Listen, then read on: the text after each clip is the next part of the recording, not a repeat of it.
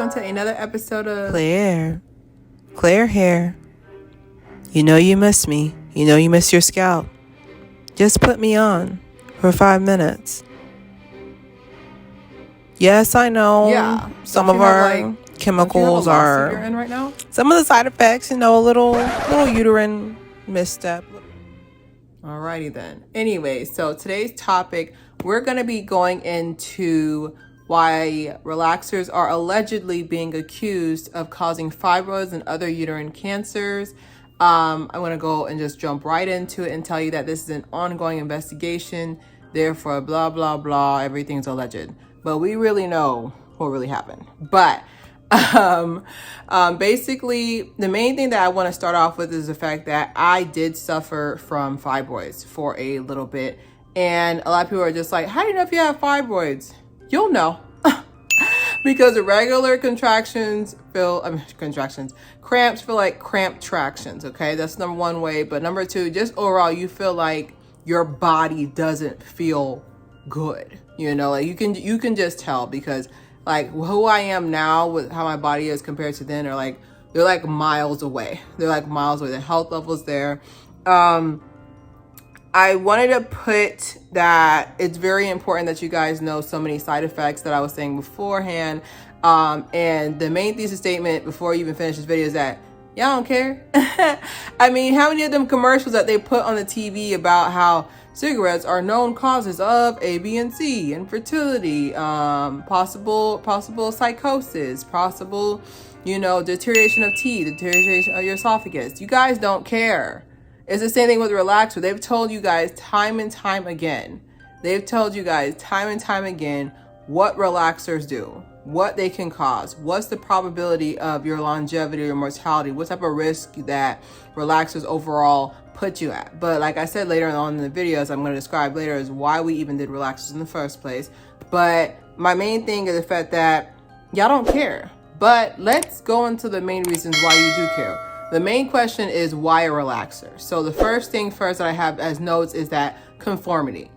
When Madam C.J. Walker first invented the no-lie relaxer, it was for conformity. Like, you gotta understand, like, we're coming now, now it's a little bit more acceptable, but let's be real. At the time, like a lot of stuff that I used to judge people for and stuff was the fact that, like, the one mindset you need to understand is that at the time, it seemed like a good idea. At the time it seemed like a good idea, Like, at the time it seemed like a good idea. I feel like a lot of people understand that you're saying this because hindsight is 2020, but at the time it seemed like a good idea to get a relaxer. That means, one, it's your actual hair, so there's no need to manipulate it even more because it's already straight. That's it. But I think at the time it just seemed like a good idea. And I think that there was a lot of judgment towards relaxers as, the last couple of years have gone by, because people were just like, well, we don't got to conform anymore. I was like, I know, but you got to understand, like, you're trying to break down decades, even centuries of a mindset that was at the time very much real. Okay. And then I have the second one is ignorance.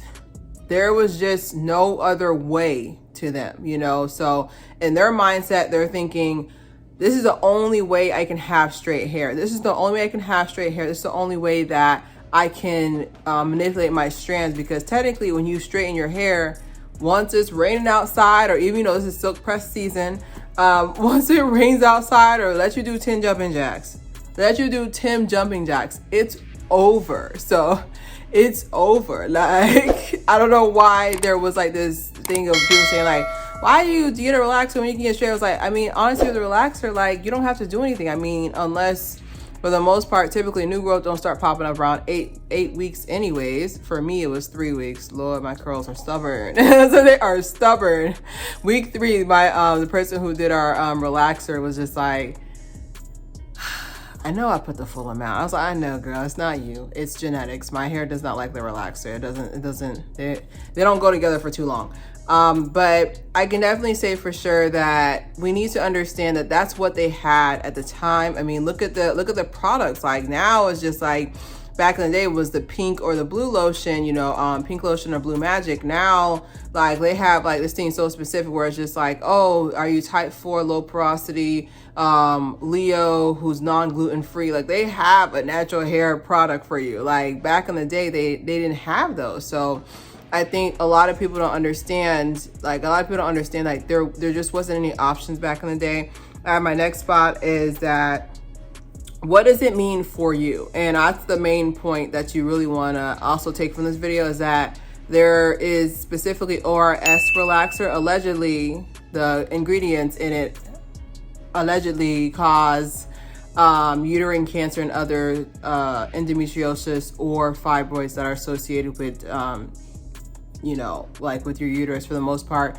And basically they're saying fill out the paperwork. I mean, like I said, you can go look up the links, but I was trying to look for a central link for you guys to fill out as well.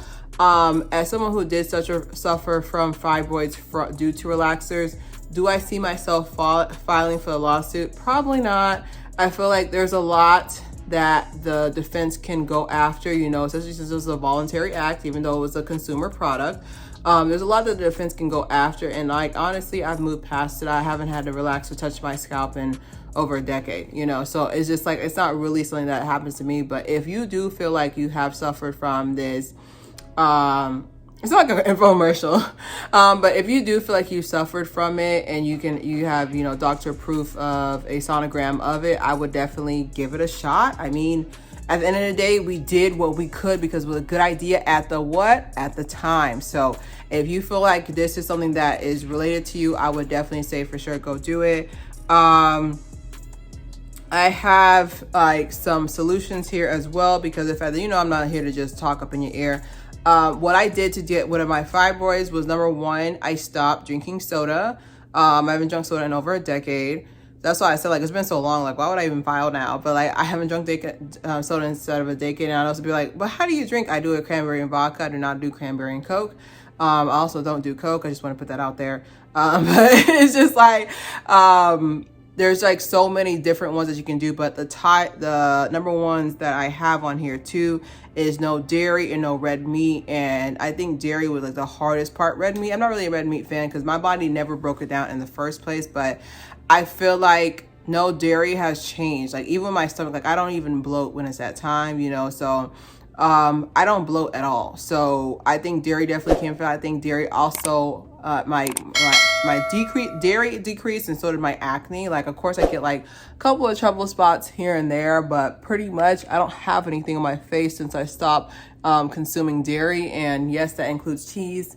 If I do eat pizza, it's on rare occasion, and I have my pills ready. Yes, I'm old. I have my pills ready to help me out.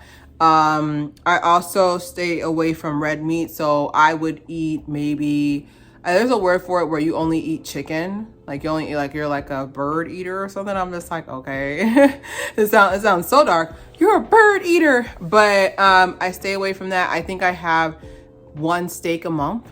Okay. One steak a month. What else? Another dark meat. Yeah, that's pretty much it. I don't really mess with the dark meat like that. I mean, red meat. Let me make sure I'm saying this properly. But yeah, I stay away from red meat. So I know some people who they eat a Philly cheesesteak Monday, Chipotle on Tuesday, steak fajitas Wednesday. Your body is screaming and crying for you, because red meat actually takes, from what you can quote me if I'm wrong, red meat takes twice, if not thrice, the amount of time that chicken would do to process through your digestive system productively.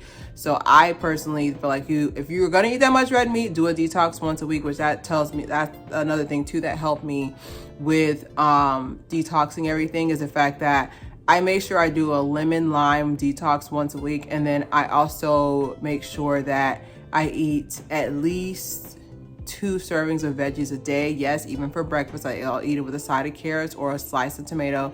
And that has just worked wonders. Like, my skin looks so much better. I don't have any problems with any fibroids. My fibroids, literally, they shrunk because they were the size of nickels. Yes, just chilling there, right?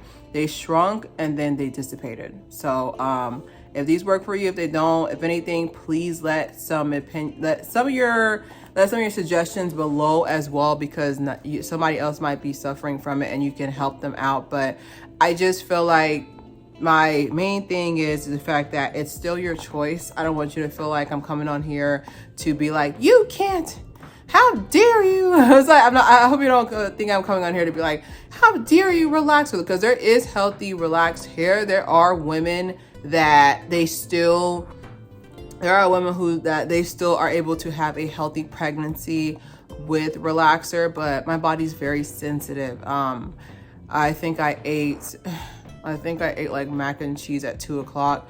2:15, my body was like, absolutely not. My body's very, very quick when it comes to something that happens. So even when I had a relaxer, that's another thing too, is that relaxer is kind of similar to THC. It takes a while for it to truly get out of your system, because I think I was done with relaxers, and then the fibroids were still there. So I think it took a full 6 months for like the fibroids to truly, I think it took like a full 6 months for the fibroids to truly go about their business. So it's for them to truly go about their business. They were still there because they were still looking for the relaxer. So I think this is a very good topic to talk about. I wish more people were covering, because it's kind of like I saw one post about it and then no one else covered it after the fact.